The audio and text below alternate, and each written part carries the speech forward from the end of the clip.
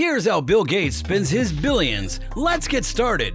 In November 2019, Bill Gates managed to pull himself up by his bootstraps. He went from second to first place on the list of the world's wealthiest people, shaking off his reputation as a financial joke. He could finally show his face in public without worrying that people would laugh at him or that Jeff Bezos would leave him a bunch of $100 bills on his front porch with a message, "Just keep your head up."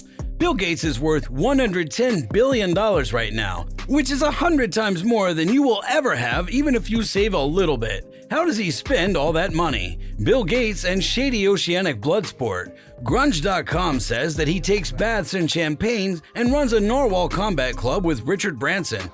No, not even close. Business Insider says that Gates is both rich and a good person, which is hard to believe. He has a house worth $9 million and a single painting worth $36 million. But what else is he going to use to decorate? For less than that, you can get art? You're a plebeian. Still, Gates has a reputation for spending his money in a wasteful way. He's given away up to $35 billion in shares, helped start the Bill and Melinda Gates Foundation, which helps poor people around the world with education and healthcare, and has had his name appear in every PBS show ever. Check out the $10 watch he wears every day and his famously simple design ideas, which are less about showing off and more about looking like your dad at Costco on a Saturday. Bill Gates handled many monopoly problems. As Microsoft grew, they ran into a lot of monopoly problems. Bill Gates didn't keep building hotels on the boardwalk in Park Place, but the US was looking into him for breaking laws against monopolies. Wired says that the government has been keeping an eye on Microsoft since 1990. In 1994, the government made Microsoft sign a contract promising not to use its dominance in the software industry to shut out competitors. In 1997, the US did it again. They filed a lawsuit against Microsoft, saying that they broke the agreement by making PC makers ship Windows 95 with Internet Explorer. The courts thought that they were trying to keep competitors out on purpose. Microsoft said it was easy to uninstall Internet Explorer, while witnesses for the other side said it was hard. The lawsuit went on. A lot of interesting "can I delete this icon" trial footage is out there. Microsoft agreed that PC makers could decide for themselves whether or not to include Internet Explorer with Windows, but the story didn't end there. After a few years, a court decided that Microsoft was a monopoly and ordered the company to be broken up so that it wouldn't have such a strong hold on the market. But after a lot of appeals, the decision was overturned, and by 2002, Microsoft had settled. So Microsoft could stay a single company, but they had to make their software work with other programs other than Windows, and they couldn't make any new deals that would keep competitors from using new computer technologies until 2011. By 2011, Microsoft's monopoly business was finally out of the woods. It only took 21 years. Bill Gates owns Xanadu 2.0, an insane house.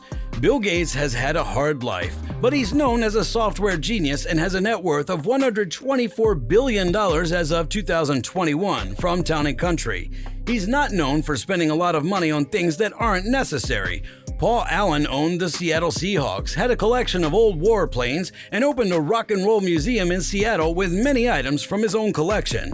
Gates, on the other hand, doesn't have any of these interests. He did, however, spend a lot of money on a crazy house. The 66,000 square foot property on Lake Washington is called Xanadu 2.0. This is not because Gates is a huge Olivia Newton-John ELO fan, but because it's named after Charles Foster Kane's made-up palace. Even though Gates never went to the gym, he built a 2,500 square foot fitness center with a trampoline room. The coolest thing about Xanadu 2.0 is that it has amazing smart home technologies that we won't have for another 40 years. Every person who comes gets a pen. The pen talks to sensors all over the house, which change your environment based on what music and lighting you like. Since 1995, Gates has had a pad in every room that lets him change the temperature. He was ahead of the curve when it came to touchpad technology. Inside the walls of the mansion is the Codex Leicester, a notebook by Leonardo da Vinci that Gates bought for $30.8 million. If only everyone could grow up and have the handwriting of a 16th century genius, which is every child's dream. On Forbes' most charitable list, the Bill and Melinda Gates Foundation is at the top. Bill Gates gave away a lot of his money, even though he lives a very luxurious lifestyle. Forbes' list of the most generous people often has Bill and Melinda Gates at the top, and they have no plans to slow down. In a typical year, the foundation started by a husband and wife paid more than $2.65 billion to fight malaria, polio, and other diseases. They also give tons of money to the World Health Organization. They decided to give the International AIDS Vaccine Initiative a bonus of $50 million just for fun and to help people all over the world. Millions of dollars are also given by the Gates Foundation to college scholarships and other educational projects. He's given nearly $1 billion to minority students in the form of scholarships, and he just set up a $210 million trust to pay for a Cambridge scholarship program. In total, William and Melinda Gates have given away about $30 billion. It's nice to know that all of those billions aren't just for trampoline maintenance.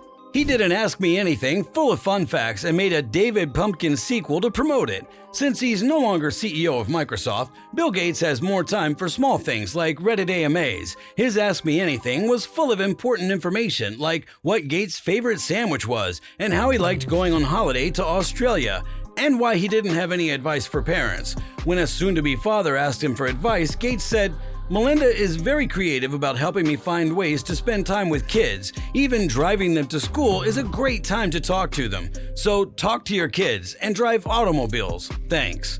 Gates seemed to be serious about the Q&A. He even made a funny video to promote it. Saturday Night Live may have influenced Gates to make Christmas Pumpkins, a sequel to David Pumpkins. Even though Gates can't dance, it's good that he kept Tom Hanks' voice and did a great job lip-syncing. When he dies, he'll give most of his money to charity. The children of Bill Gates must be preparing for their sick billion-dollar inheritance when they aren't chatting to their father in the car, right? When they aren't talking to their father in the car, that is. For example, Bill Gates is of the opinion that his children should not inherit the majority of his wealth once he passes away. His 3 children won't be forced to take jobs at McDonald's, but they also won't be raised in Xanadu-style mansions while doing nothing but lounging around. Kids will never be poor, Gates emphasized again via Business Insider. Gates says, "Our children will receive an excellent education as well as some financial support, but they intend to pursue their own professional endeavors after graduation. It's not beneficial for children to have a lot of money because it prevents them from learning how to navigate the world on their own." It is to his good fortune that his children support his plan to be frugal with his inheritance and are pleased that the money would assist those who have a greater requirement for it. Even if his children are unable to purchase a mansion with 24 baths, there's no need to worry about their well-being. Thanks for watching this video. Like and subscribe for more.